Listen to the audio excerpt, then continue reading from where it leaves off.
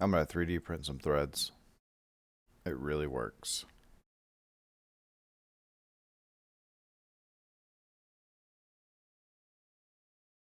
Make a surface area for where you want your threads to be, and then add the thread feature to your model.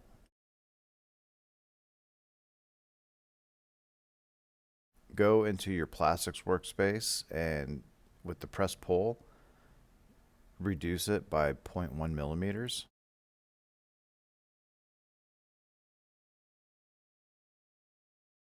Now the trick to this is move the timeline behind the thread feature.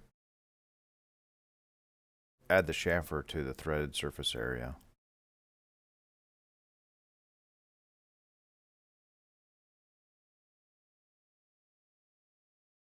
Now put your timeline back. And then you'll notice that you still don't have a proper thread at this point. You have to remove that chamfered face.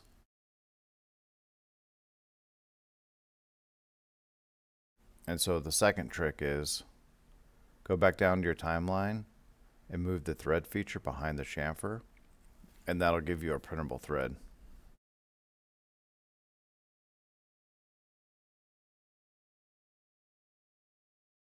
Here's some of the 3D print settings if anybody's curious. I use Cura, or Ultimaker Cura. And then I did a little test fit on a metal part that we make just to see if it worked.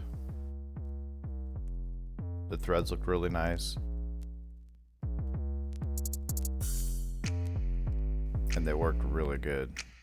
It threaded right in. And it was tight and smooth.